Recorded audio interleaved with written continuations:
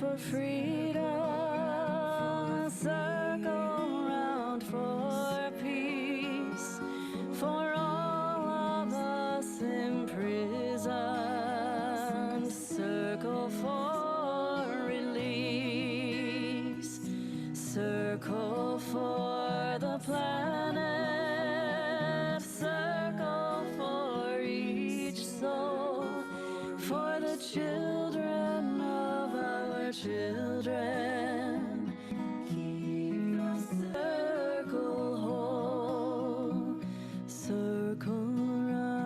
for freedom, circle around for peace, for all of us imprisoned, circle for release, circle for the planet, circle for each soul, for the children of our children. Keep the circle whole.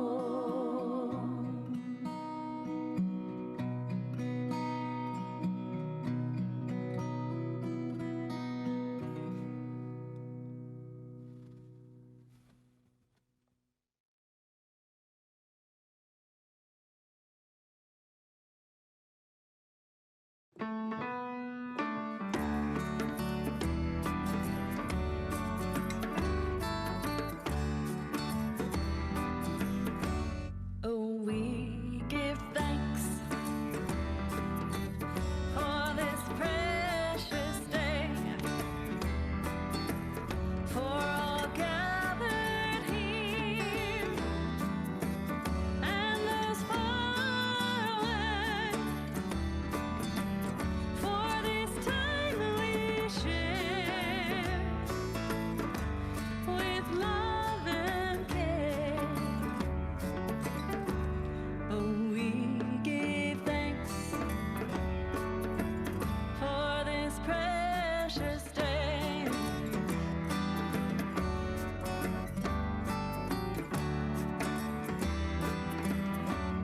Oh, we give thanks for this precious day, for all gathered here and those far away, for this time we share with love and care. Oh, we give thanks for this precious day. That was great, you guys. Everybody say woo! Are you thankful for something? What? My family. Your family? What are you thankful for? Mom getting us a pug. A golden retriever. Is Mom thankful for that? Mom hasn't done that yet. Yeah, but he's going to. My rat. Shelter. Shelter. Air. Let's all say thank you. Thank you. That's okay. You can just Animals. Yeah, animals. So what do we do now? feel things. I think we're gonna sing again. Animals. Animals. You think we should sing again about it? Like anytime I see an animal, I'm just like, Oh, we give thanks for this precious day, for all gathered here and those far away, for this time we share with love and care. Oh, we give thanks for this precious day. Oh, we give thanks for this precious day. Precious day. We give thank you for this day. Thank you for this day. Precious day.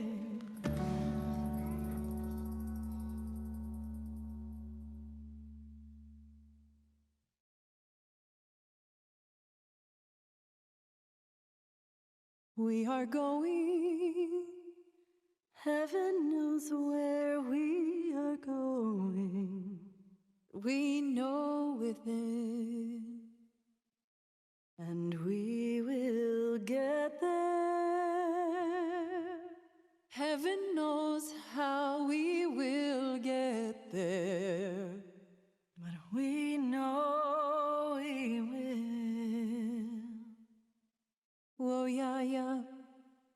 Whoa, yeah, yeah.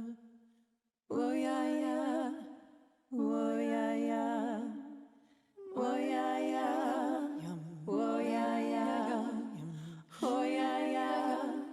Whoa, yeah, yeah. We are cool, yeah, yeah. Whoa, yeah, yeah. Whoa, yeah, yeah. We are cool, yeah, yeah. Whoa, yeah, yeah. Whoa, yeah, yeah. Whoa, yeah, yeah.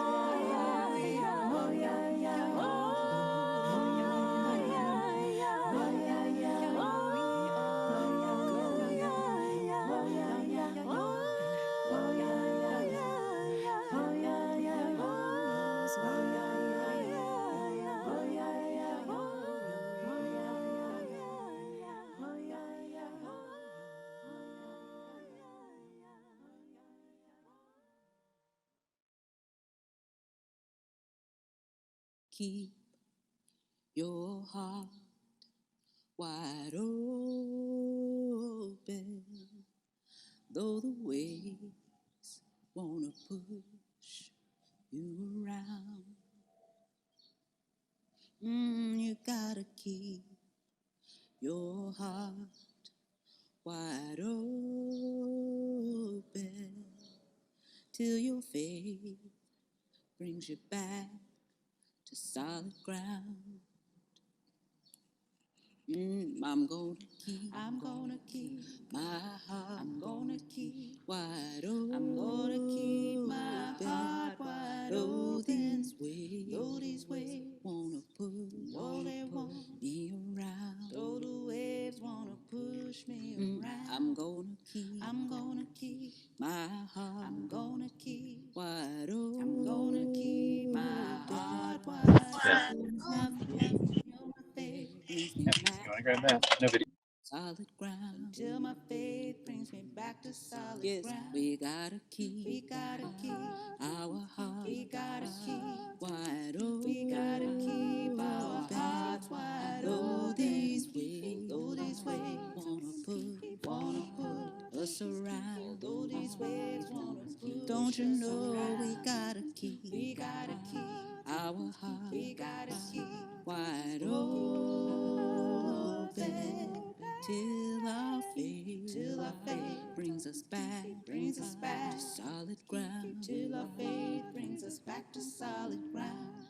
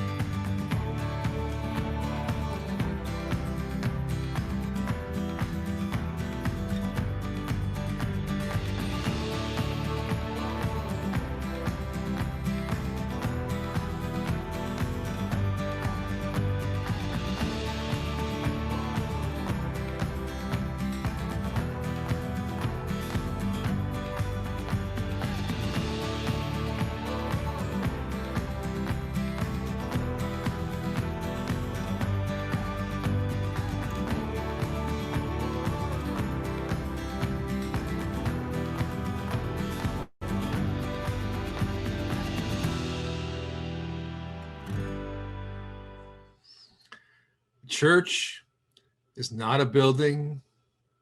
It's not a minister or a committee. Church happens when we gather together to journey on the path. So come into this church and bring your whole self, your joys and your regrets, your disappointments and your delights. Come and join us in church. I'm Reverend Bob LaVallee, and I'm delighted to be joined today by our music director, Susan Peck, and our worship leader, Kristen Satterley. Kristen is also the lay leader of our pastoral care program and does amazing things there. Our DJ today is Arnie Golarud, and our tech team today is Cy Schuster, Vance Bass, Chris Paul, and Raymond Wolfgang. And we're so grateful to all of them for making it happen. Reverend Angela is off today, but we'll actually still see her during the Time for All Ages. Let's hear our announcements.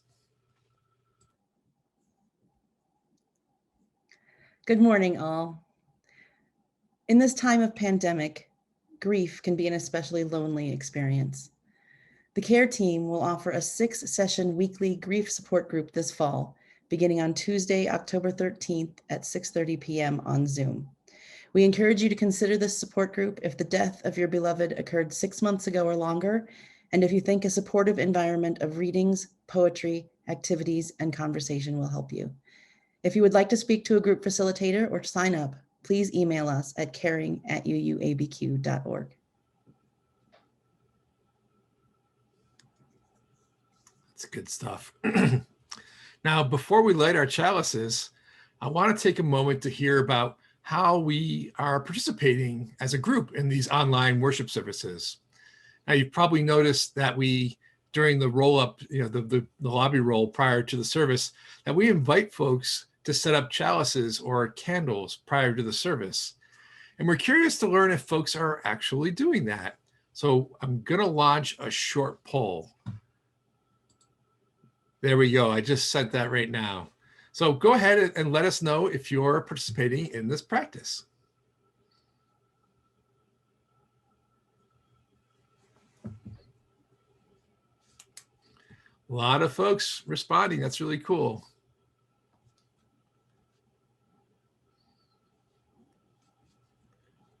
Give it just a few more minutes. Really interesting trend emerging here. It looks like about an equal number of folks are divided between always doing it, sometimes doing it, and never doing it. All right, I'm going to shut that down. There's the results. You can see kind of evenly split all across the board. Well, thanks a lot for doing that. I sure appreciate it.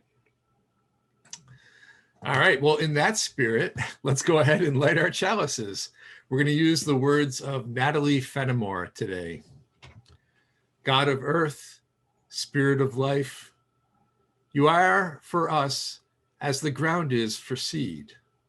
Warm and nurturing, you are our sacred birthplace. In you, we sprout, take root, and grow. Like growing seeds, may we live into our radiance, our possibilities, our imaginings, and our love.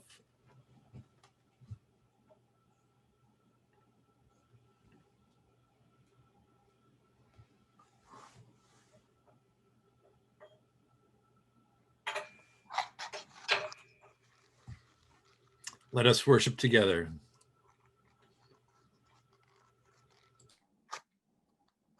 Good morning. I have just put some words in the chat box for our opening hymn. You may not need to look them. This is a very easy one to sing along with because it's a beautiful African American hymn. There is more love somewhere.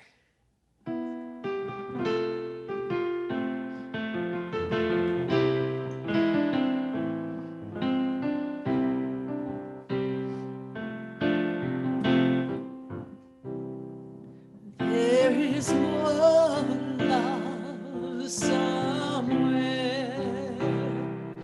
There is more love somewhere. I'm gonna keep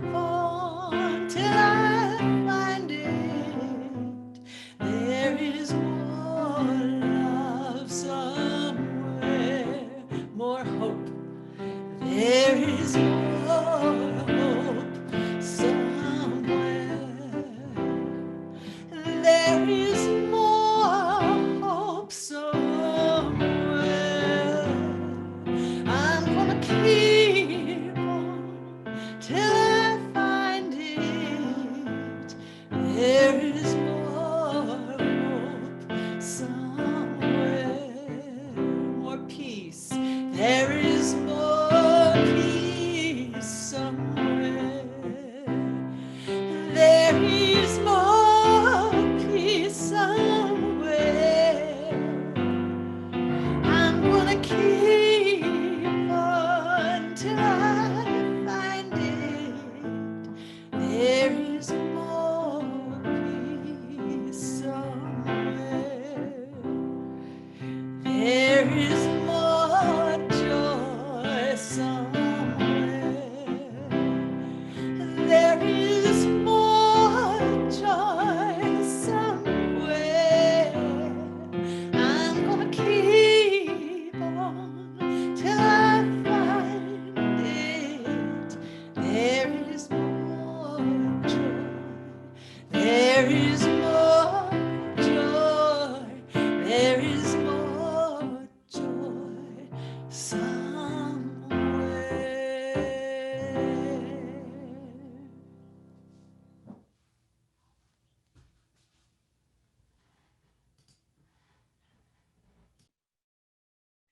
Thank you, Susan. That was beautiful. Good morning, everybody. I want to talk to you about your financial commitment to our church this year as we continue our pledge drive. I come from a CEO family, and no, that doesn't mean we were rolling in enough money to renovate the Arnold Wesson rooms. CEO in this context means Christmas and Easter only, and that refers to how often my parents and I attended our hometown Christian church. In fact, I don't even think we went to church on Easter either. In short, we were not religious, and more importantly to my talk today, we were not joiners. Even today, most of my family members are unchurched, so I guess that makes me the black sheep of the family. A few years ago, a longtime church member gave a pulpit editorial about commitment, and his wise words stuck with me. He explained that commitment is an intentional act that changes your relationship with what you are committing to. So two examples of this are commitment you make to a marriage or to a long-term friendship. Yet maybe more of us can relate to picking out a stray pet at the pound. Think about the moment you decided to commit to that dog or cat and how your relationship with that creature instantly changed when your mind settled on the one. Think about all the love you received from that chosen one in the years that followed. Church pledging is another example of commitment with an added financial layer. Financial commitment also can be joyful and emotional. How does your relationship to your home or apartment change once you sign those mortgage papers or that rental agreement? When you make that financial decision, something shifts inside you for the better. And that feeling becomes so much more powerful when you set an intention to commit fully, both financially and emotionally. I believe your financial generosity toward First Unitarian will change your relationship to our church in similar ways. And when I talk about financial generosity, I challenge all of us to think not in terms of flat dollar amounts pledged.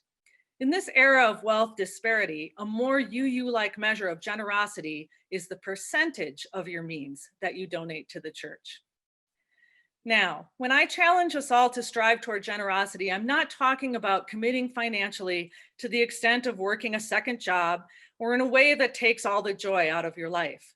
What I've found is that being generous to our church is a bit like love. The more you practice it, the more there is to go around, and our entire congregation benefits spiritually from this generosity. Remember my CEO non-joiner upbringing?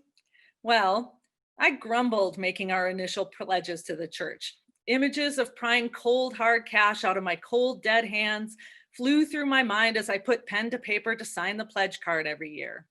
It was not pretty around pledge time in the Clark-Slickey household, and I hope those of you who were visiting stewards of years past will forgive our earlier selves. But then, slowly, our Grinchy hearts started to thaw. We first felt this when we gave generously for the first time to build the new sanctuary, and again in renovating the social hall. It was a leap of faith for us to give to these projects. I had no examples from my family in making large donations, so I wasn't even aware of the good feelings that could follow. Now, every Sunday when we see these places, we have a sense that we have joined with all of you to create them.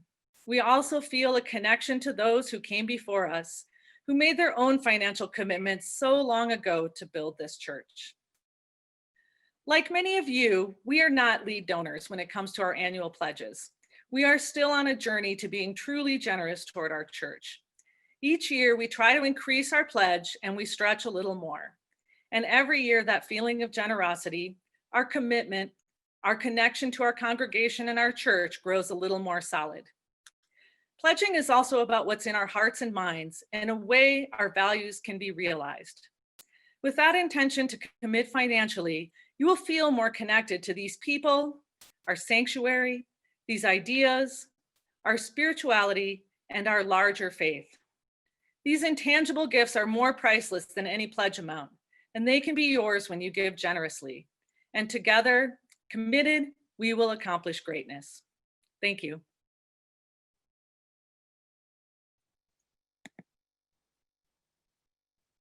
Hi, I'm Marla.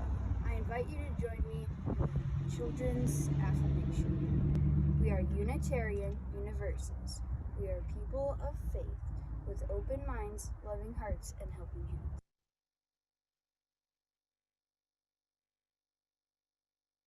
Hey, are there any kids out there who want to help me call our puppet friends forward?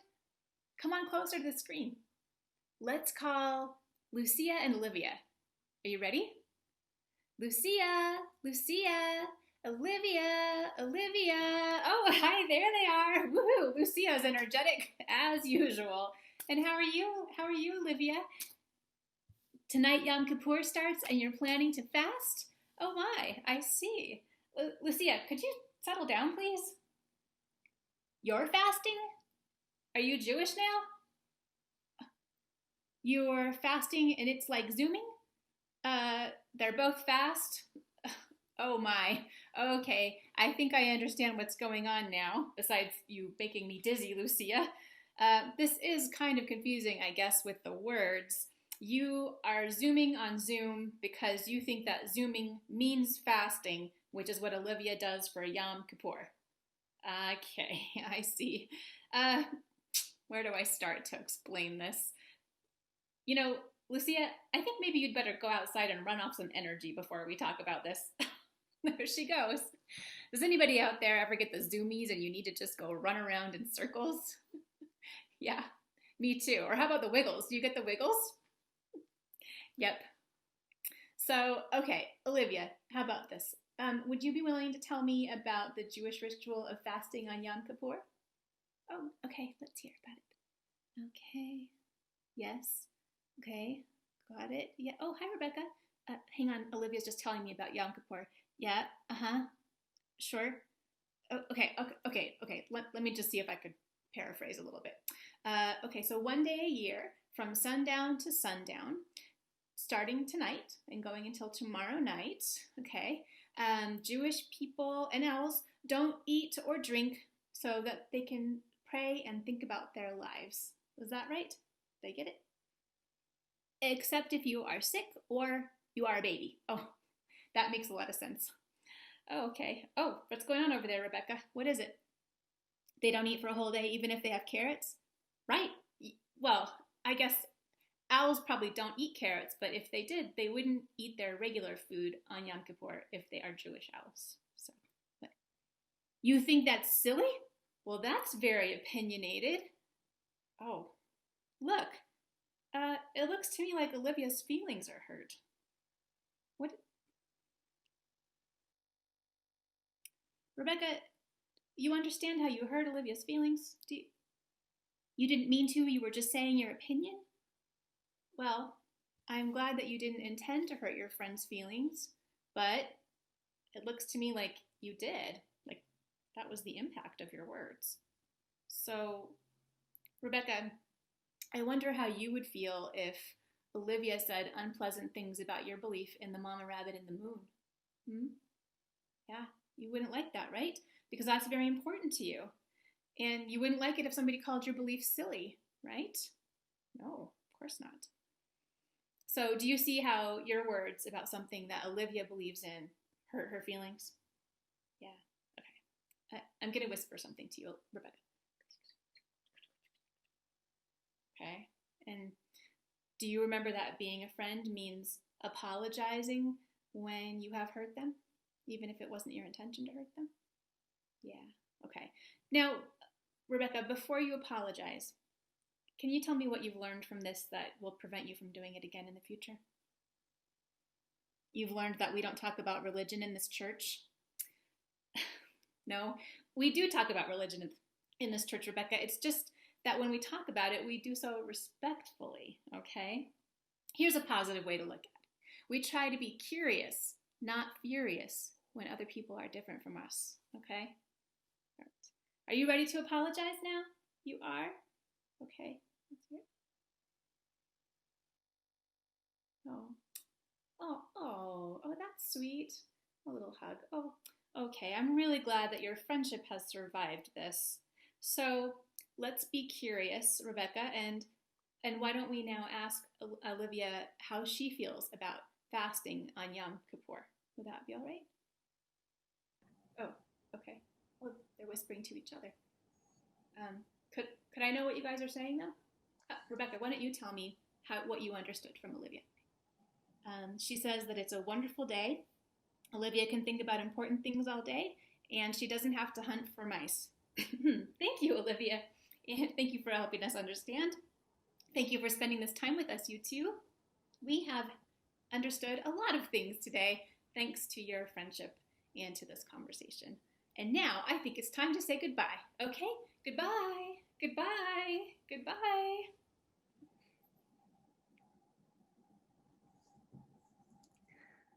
Let's spend a few moments settling our bodies and minds for meditation and prayer. And let's pause the chat for a moment so we can be fully present. Thanks. If it feels right, close your eyes. Let your body be held by whatever you're resting on, chair, bed, floor. Notice your breath. You needn't try to change it. Just feel it cooling your nasal passages, swelling your chest. Now notice the light in the place you are. Open your eyes if you prefer, or just feel the quality of the light as it plays over your eyelids and your skin. Is it sunshine? Electric light? In most of our homes at this time of day, it may be a little of both. How does it feel? Is it harsh or is it gentle? We are just a few days past the autumn equinox, when day and night are equally long. When that so bright you forget you're wearing sunglasses summer sunshine softens and the gentle night expands. At last, after the blazing summer, a nip in the air at sunset. It's time for a blanket to pull over your feet in the early morning, a cup of warm tea before bed. A time to pull back just a little from the heat and brightness of the frantic world. To remember that there can be no action without rest. This is a time of balance. Return to your breath, that eternal, life-giving balance. An inhale follows an exhale, which follows an inhale. The cycle of your body reflecting the cycles of our world. Feel the light, feel your breath. Feel the breath of the earth, and remember, we are all in this moment together. We continue in silence.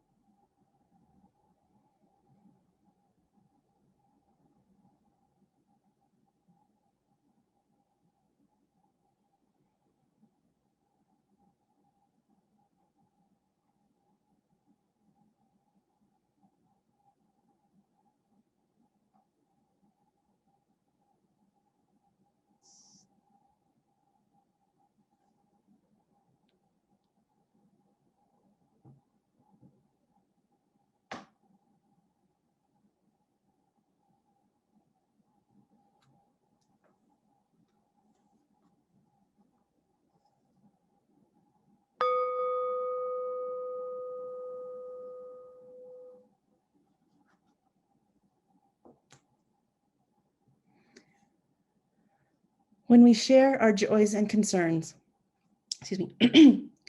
our happiness is multiplied and our burdens are lessened.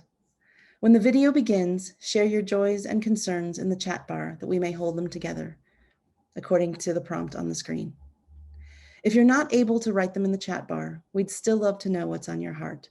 Send an email to caring@uuabq.org and let us know how you're doing. Let's share our joys and concerns now.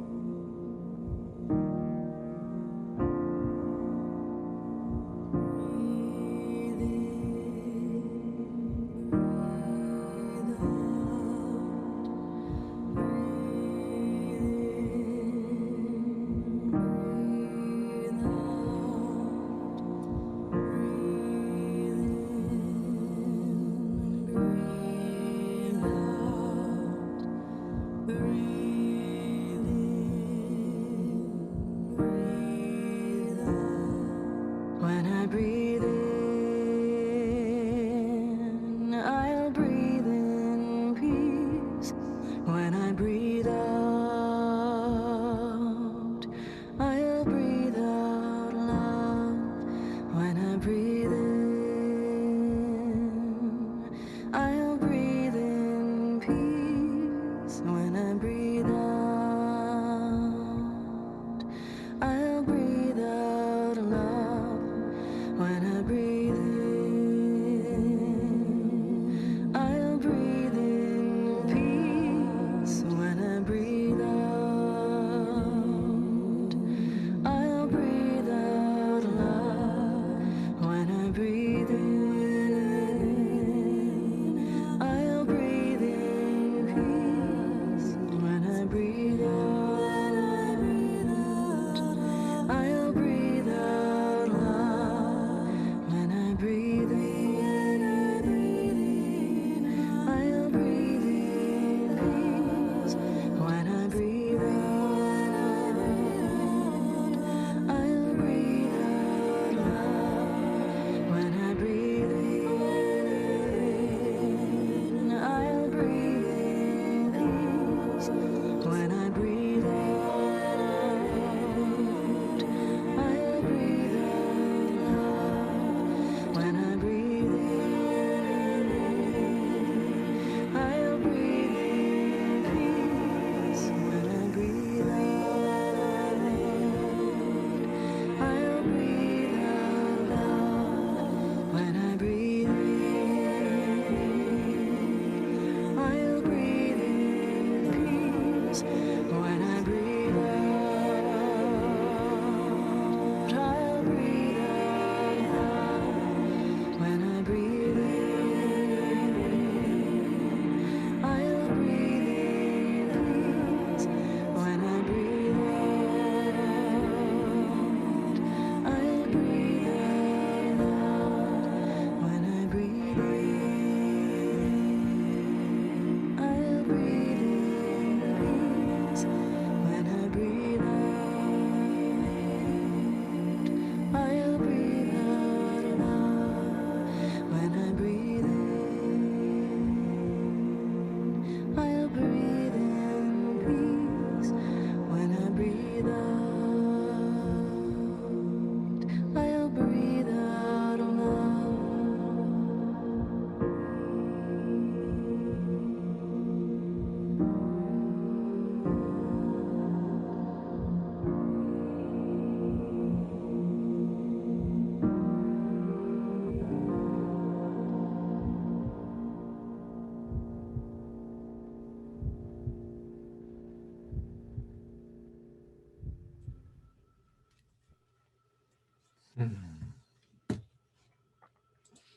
When we share our joys and concerns, we see each other.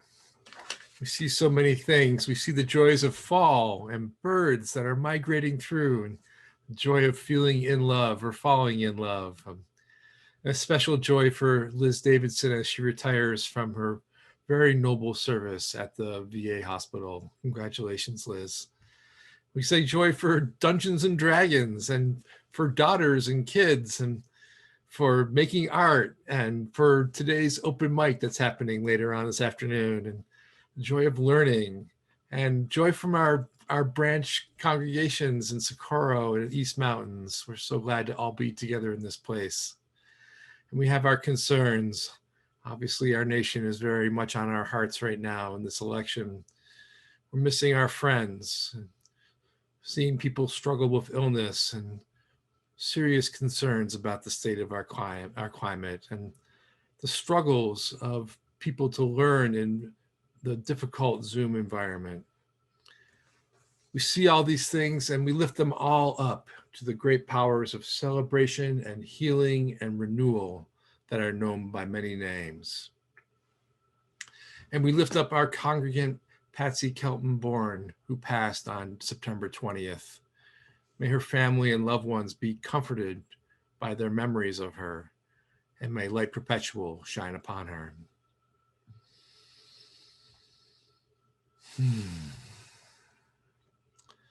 We pray for strength as we are forced to watch our leaders do things that we know in our hearts are not right. As our institutions betray democracy and prioritize property over people, may we find the strength to endure and resist.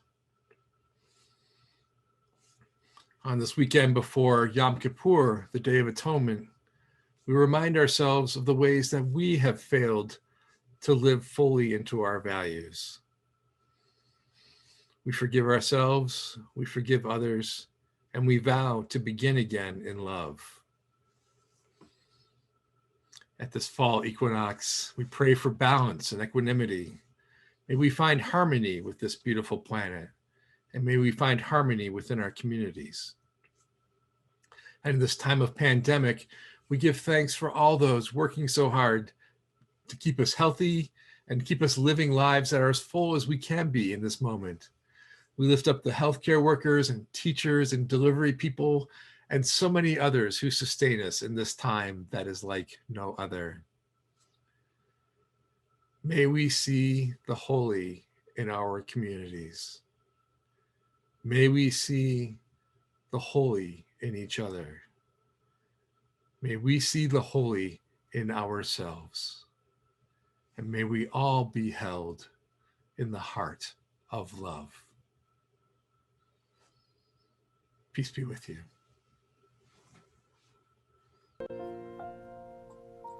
And also with you. And also with you. And also with these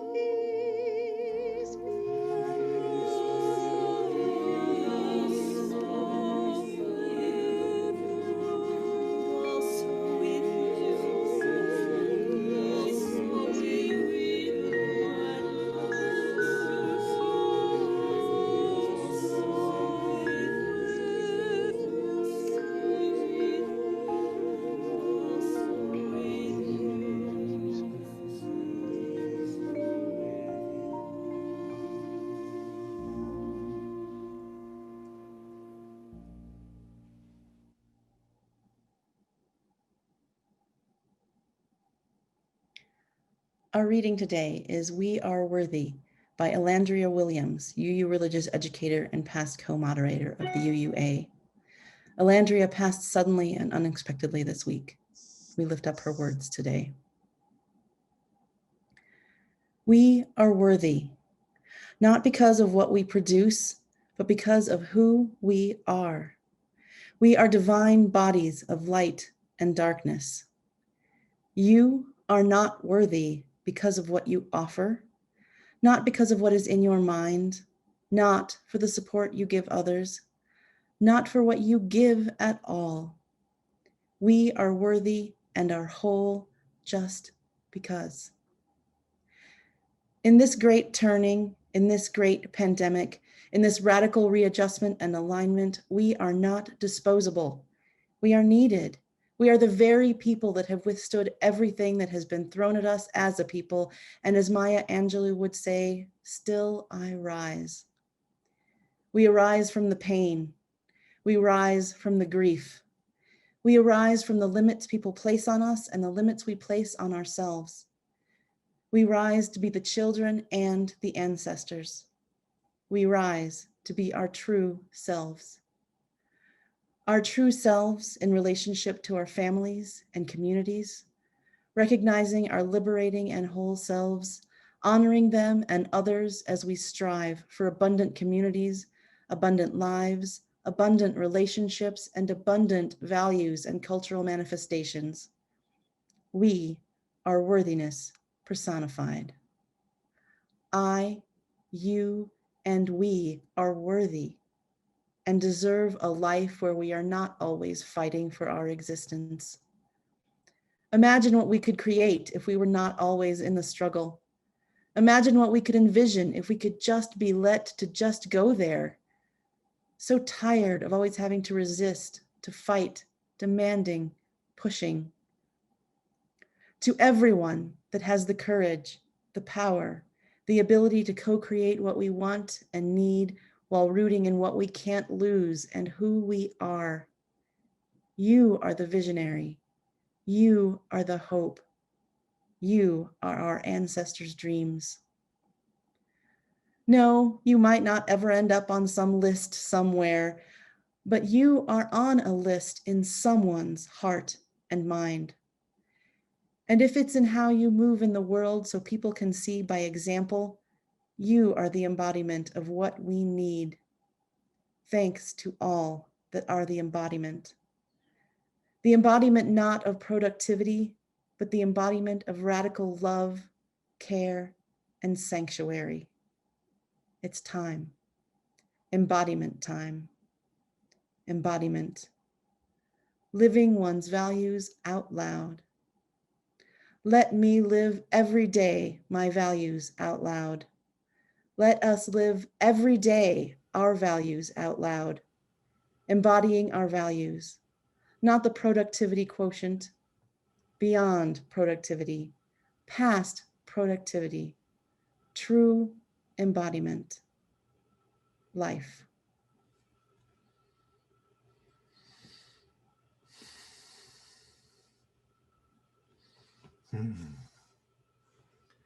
May light perpetual shine upon Alondria. So it's really hard to talk about race, isn't it? I have an example.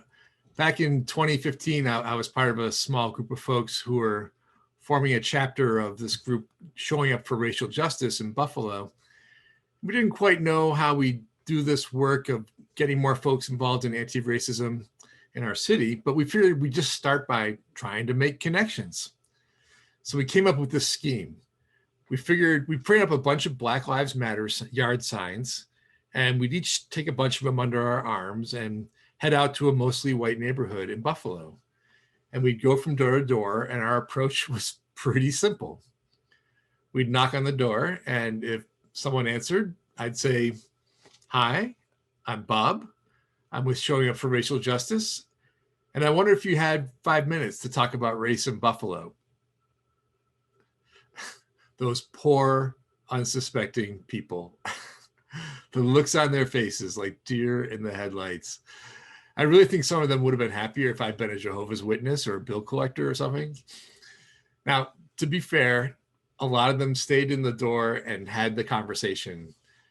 And I appreciate the bind that we put them in. It's hard to talk about race.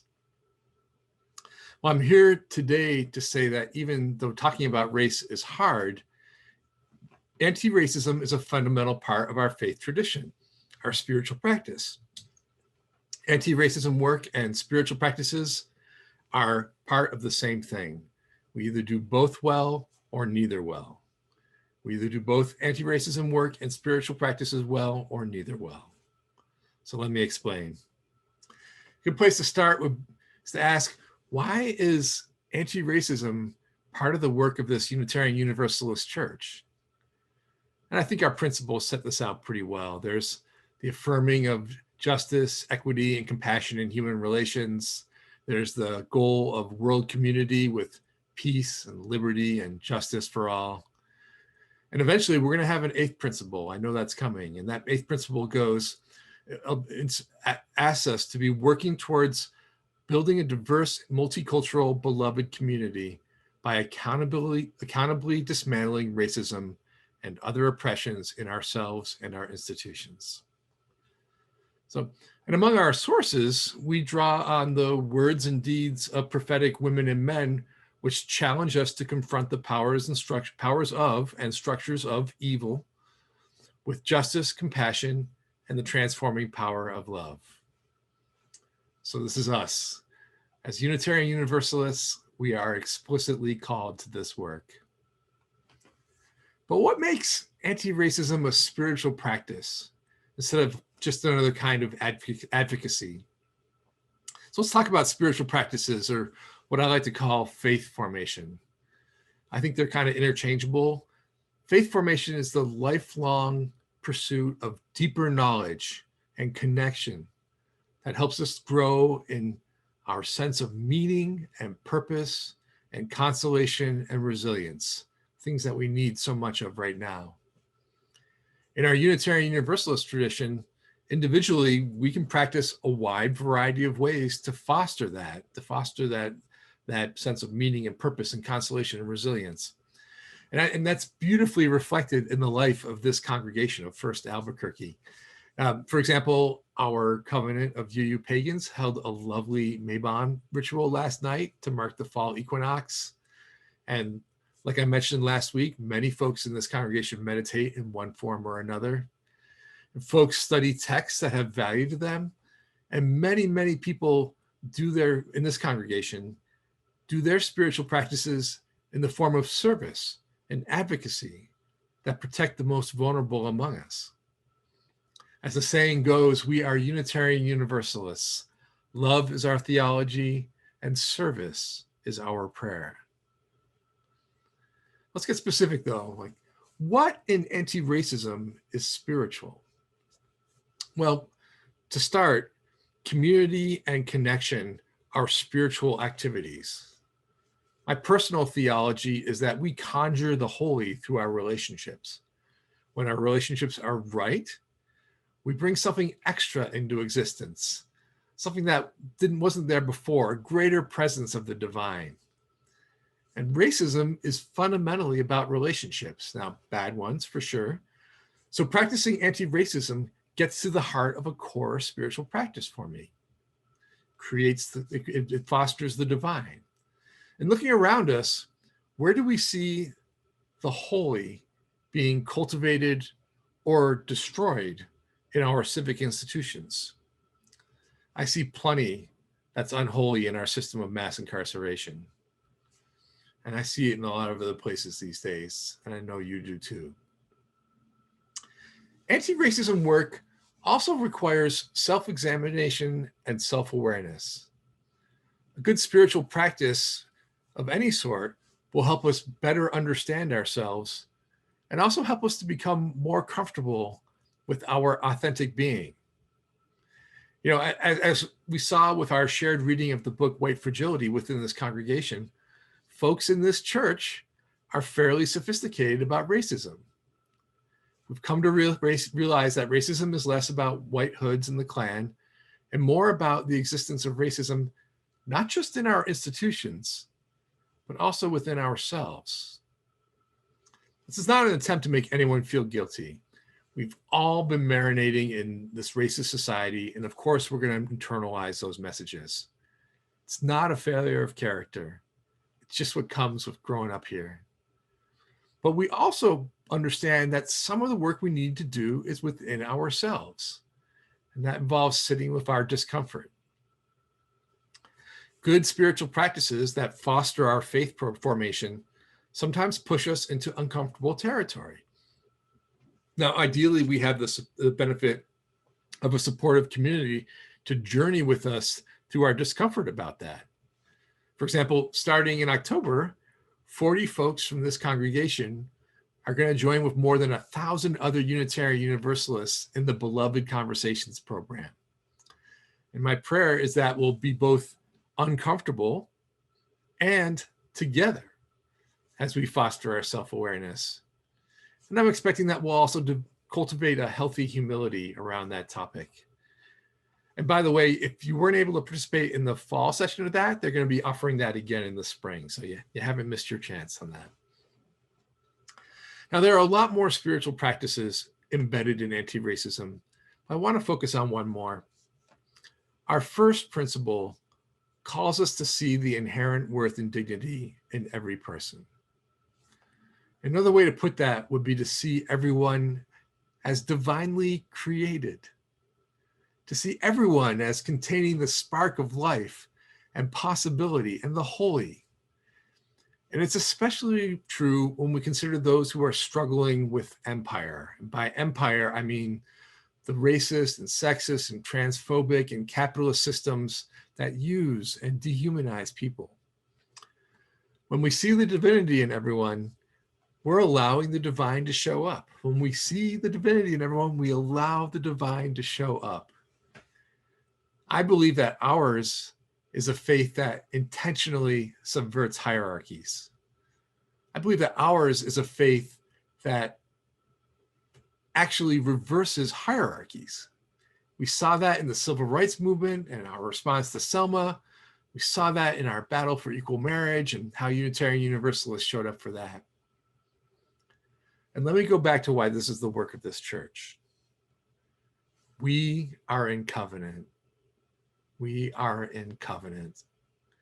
And the purpose of our covenant is to build beloved community. The Unitarian Universalist Paula Cole-Jones says that we can't build beloved community without eliminating racism and oppression. She says that in renewing our commitment to anti-racism, we're building a new understanding of what faith formation requires of us now. New understanding what faith formation requires of us now. Anti-racism is aligning ourselves with the world as it should be and as it will be. I want to tell you a story about spiritual practices. So I have a friend who was a Buddhist monk. She did the whole deal. She took vows, she shaved her head, lived in a monastery. And while she was there, a group of researchers came from a nearby university, came to study the effects of meditation on the brains of people who were meditating. So they'd come to the Zendo every month or so and hook people's brains up to the machines and see what was happening during the meditation practice. And as part of it, they'd ask the monks at the end of the sitting period of how they experienced that sitting practice. And there was this one old monk who'd been at it for decades, year after year of this spiritual practice. And you'd think he'd be an expert meditator by now, right? Well, every time the researchers asked this monk about his experience after an hour of meditation, he'd pause and say, well, I took a few honest breaths in there. A few honest breaths. Here's a person, I think, who understands how hard our spiritual practices can be. Spiritual practices are just that. They're practice. We need to do them over and over and over. And we're going to fail as much as we succeed. I know I'm really selling spiritual practices now, but the failing is okay. It's the trying that matters. Anyone who's ever tried to learn a language or to ride a bike knows that it's consistent effort that's rewarded. Spiritual practices, faith formation, they require a consistent effort, but the rewards are wonderful. When we consider our anti-racism work as a spiritual practice, we build our ability to bring the holy into our relationships. When we consider our anti-racism work a spiritual practice, we cultivate our self-awareness and our ability to be our authentic selves. And when we treat anti-racism as a spiritual practice, we develop the habit seeing the divine in everyone around us. I'm so happy to be in this covenant with you, working together to create beloved community. May we align ourselves with the world as it should be and as it will be. Amen.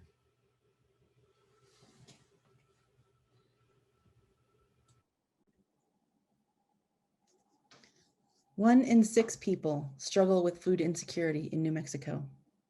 This means that approximately 324,000 New Mexicans, including 1 in 4 children, are struggling with hunger every day. All offerings designated for our Change for the Future program today will go to Roadrunner Food Bank, a partner to First Unitarian's Food Pantry, which hands out dozens of bags of groceries each week. You can make an offering online by clicking on the link that we'll put in the chat box or by sending a check to the church office. We will now take up these offerings for the work of the church and the work of this church in the community.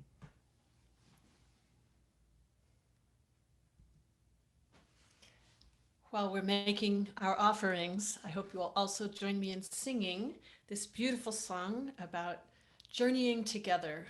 And to me, this song today is about journeying together into those uncomfortable territories where we build relationships and do the work, the hard work and the joyful work. So this is Come and Go With Me to That Land, which comes to us out of the amazing tradition of African American music in this country. Come and go with me to that land.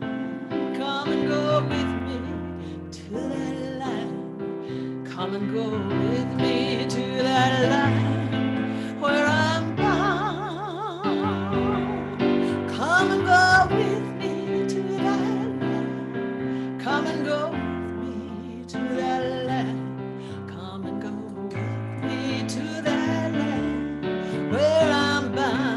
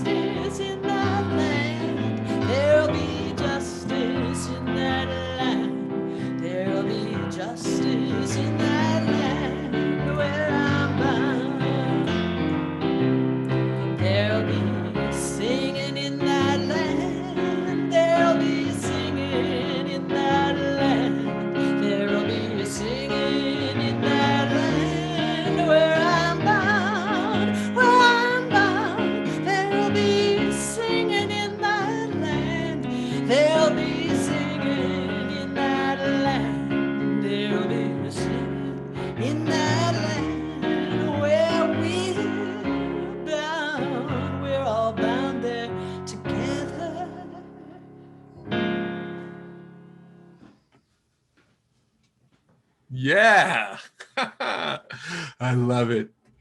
What is generously given is received with gratitude. Thank you on behalf of First Unitarian Church in Albuquerque, and thank you on behalf of Roadrunner Food Pantry.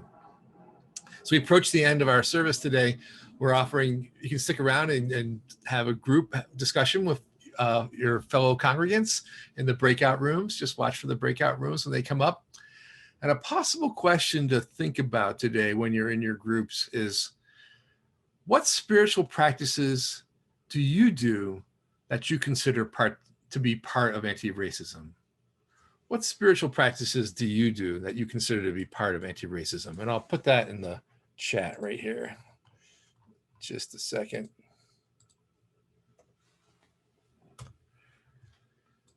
Let's extinguish our chalices. Like growing seeds, may we live into our radiance, our possibilities, our imaginings, our love.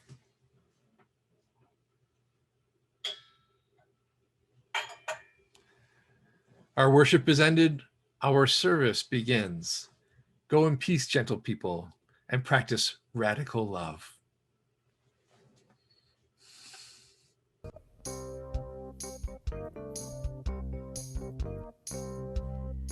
We are building a new way. We are building a new way.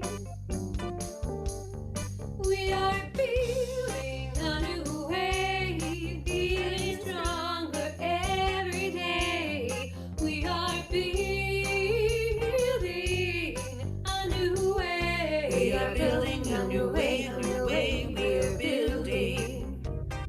Ooh, we are working to be free.